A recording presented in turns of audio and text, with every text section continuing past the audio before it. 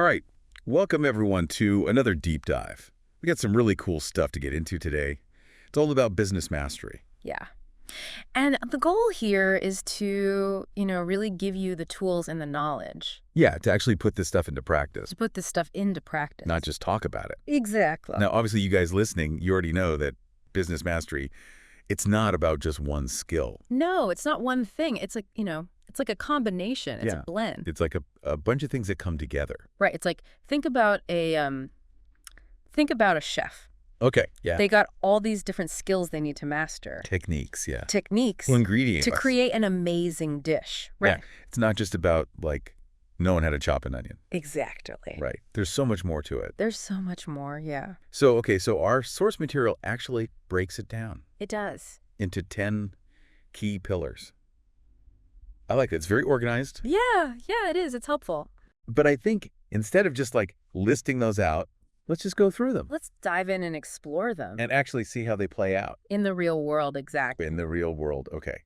So first up, we got strategic thinking. Big one. Yeah. This is a big one. Yeah. And it's more than just having some vision board. It's not just fluffy, vague stuff. Mm. It's about actually asking yourself hard questions. Yeah. Like, how am I gonna Anticipate changes. anticipate changes in my industry? How can I exploit my competitors' weaknesses? Oh, good one. Right. What are my weaknesses and how do I turn those into opportunities? Yeah. So it's not just about what are we going to do? It's about the how. It's about how are we going to do it and really think several steps ahead. Exactly. Thinking multiple steps ahead. Okay, so you got your strategy. You got your plan. Now you got to make it happen. Or you got to execute.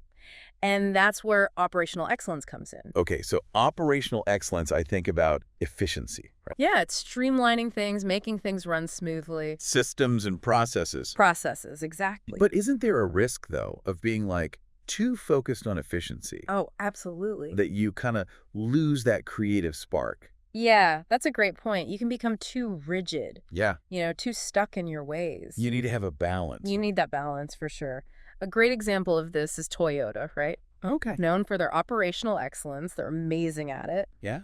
But, they've also been criticized because they were kind of slow Slow to adapt. to adapt to, the electric vehicle market. It's interesting because they're so good at making cars. They're masters of it. But yeah, they weren't as quick to adapt to the change. Exactly. And that highlights the balance you need. That reminds me of Kodak, Oh, classic example. Yeah. film company.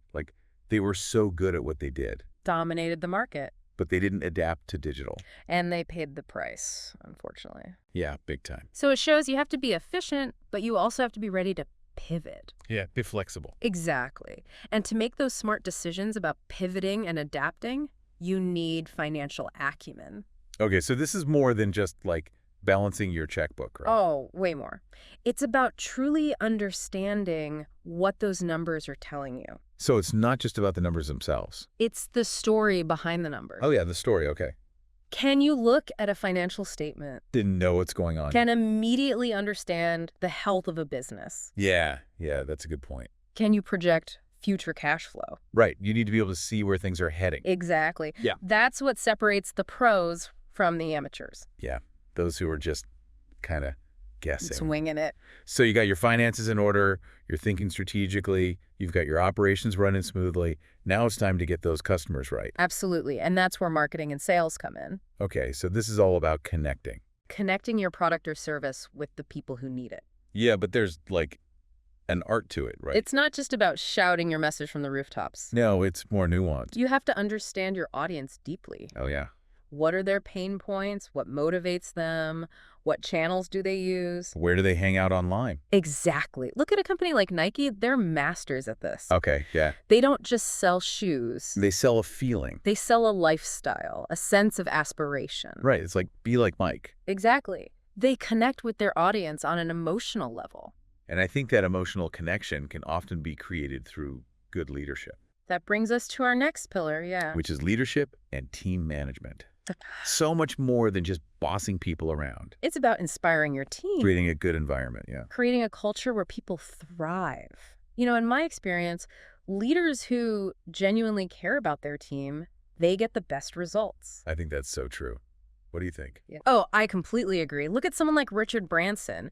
He's famous for empowering his employees. Yeah. You know, he fosters that fun, innovative culture. Yeah, like he's not afraid to take risks. Exactly. And that kind of leadership style, it motivates everyone to do their best. And in today's world, things change so fast. You need to be able to adapt, right? Absolutely. And that's our next pillar, innovation and adaptability.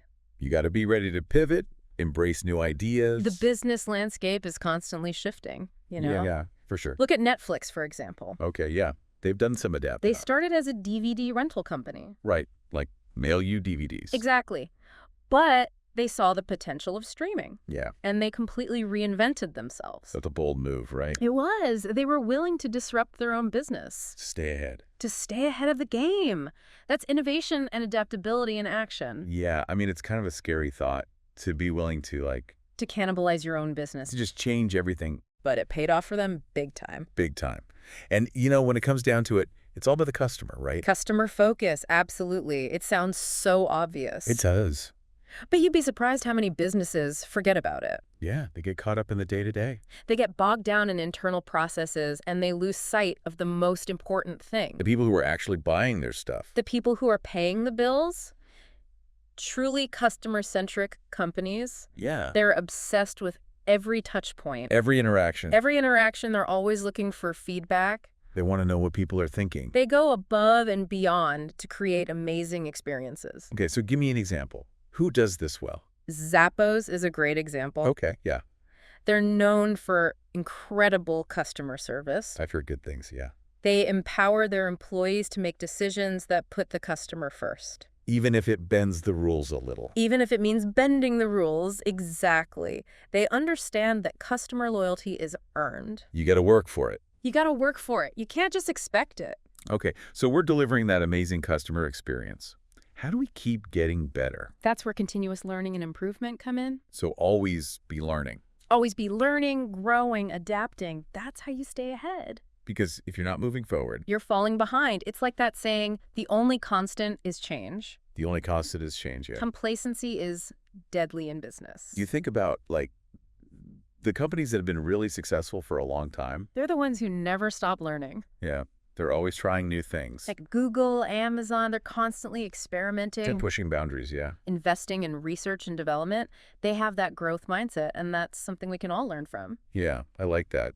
Okay, so we're learning, we're growing, we're trying new things.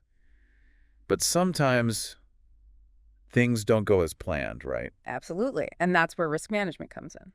Okay, so this isn't about being, scared of risk. No, it's not about avoiding risk altogether. It's about understanding the risks you're taking, Yeah, calculating it. weighing them against the potential rewards. So being smart about it. Exactly. Yeah. Every business decision involves some level of risk, right? Yeah, there's always some uncertainty. The key is to be aware of those risks and to have a plan. The backup plan, yeah. What if things go wrong? Yeah. What's your plan B? A good example is venture capitalists. Oh, okay. They invest in startups knowing that many of them will fail. That's a risky business. It is, but the potential payoff from the ones that succeed Makes it worth it. outweighs the losses. It's about calculated risk-taking. So you're taking risks, you're learning, you're keeping that customer in mind. And you're building a strong network. Okay, so networking and collaboration, that's our last pillar, right? Our final pillar, yeah. This is such a big one, though. It is. Because I feel like a lot of people, they think networking is just going to events and shaking hands. It's so much more than that. It's about building those genuine relationships. Exactly. Sharing knowledge, collaborating with people, Who can help you grow? people who can fill your gaps, complement your strengths. It's like putting a puzzle together. I love that analogy. It really is like a puzzle. So we've gone through all 10 of these pillars, these elements of business mastery. A lot to take in.